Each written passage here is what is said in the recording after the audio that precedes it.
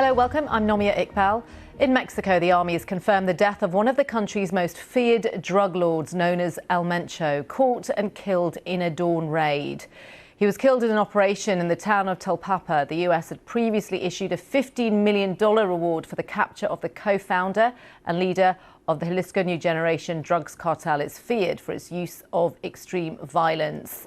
Violence broke out in the country as a result of his killing. Suspected members of the cartel began burning dozens of cars and trucks in the state and a neighbouring state as the army moved in, possibly to try to delay the operation.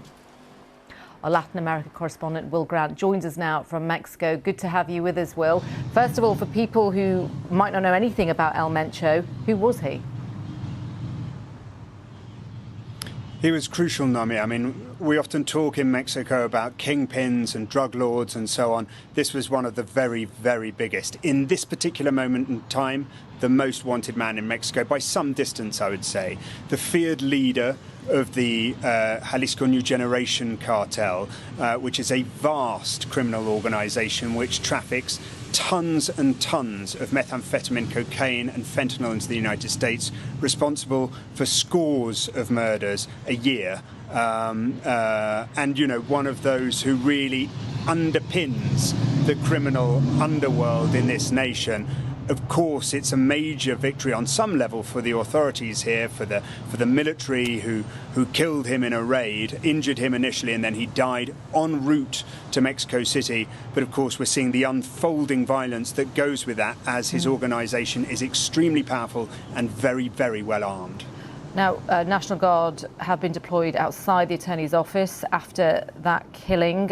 We just showing some live pictures there in Mexico City of the National Guard outside the office. And Will, just give us a sense of what happens when leaders are taken out, this sort of kingpin strategy. You know, does it work? Is it something that, you know, what happens as a result of it?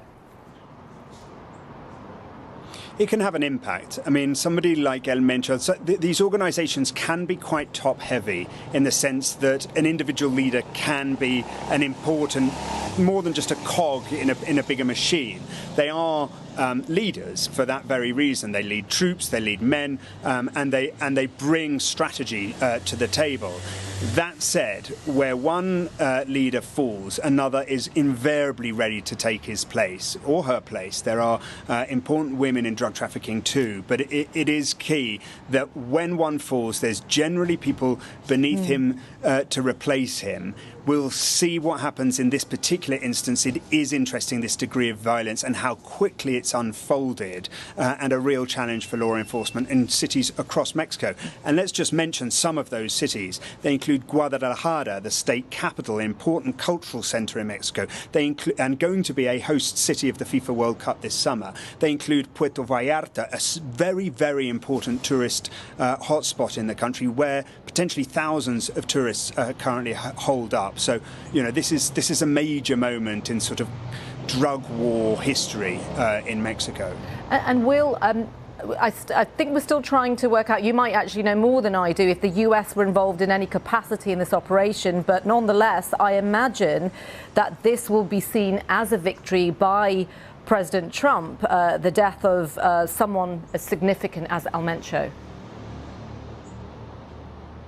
Yeah, I mean, what we're hearing from the Mexican embassy in the United States is that there was US involvement in terms of intelligence work, and giving it that sort of slight sense of a joint operation in that regard.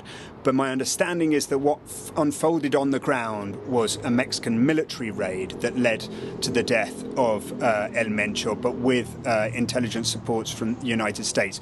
We'll doubtless hear more during the week, particularly once President Claudia Sheinbaum has her early morning press briefing on Monday. But you're right, this will be played as a victory, I think, on both sides of the border, with Donald Trump pushing, since he returned to office, for greater action to take place against Mexican cartels. Thank you so much, Will. Good to talk to you. That's Will Grant there, our Latin America correspondent. Chris Dolby is a policy analyst, journalist and author of a book about the Jalisco New Generation cartel. It's called CJNG, a quick guide to Mexico's deadliest cartel. And he told us more about the leader of the organization.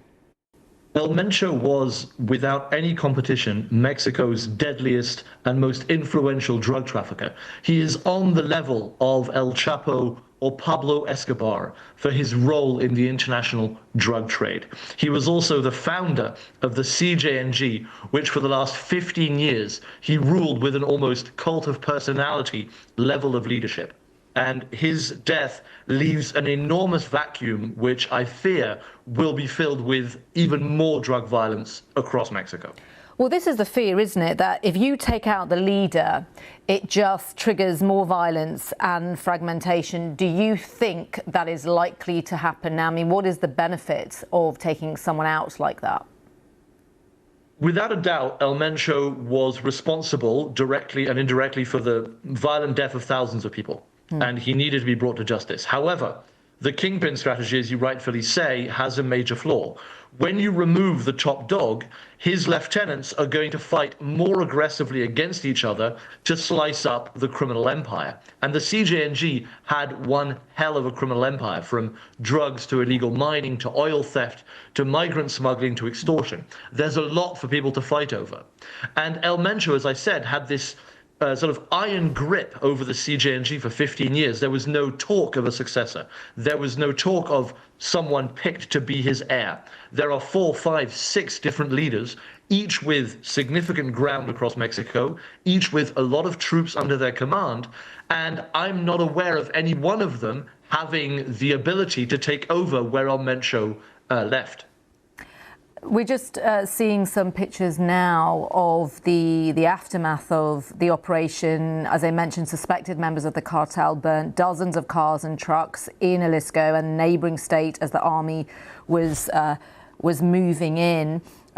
Just bringing you back into this, Chris, in terms of, you know, the US isn't.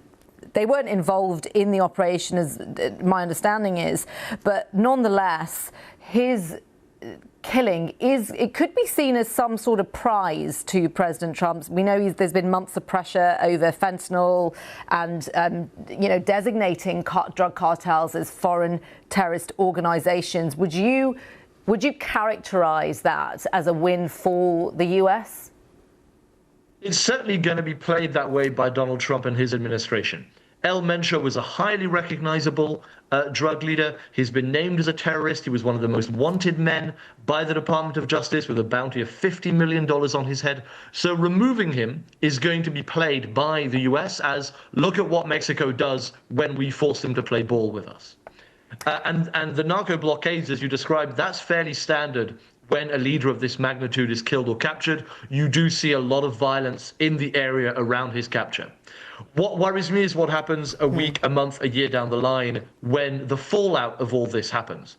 From what we've seen from the US and Mexican discussions recently, that hasn't really factored in. It really has been all about the PR value of capturing or killing these very well-known kingpins.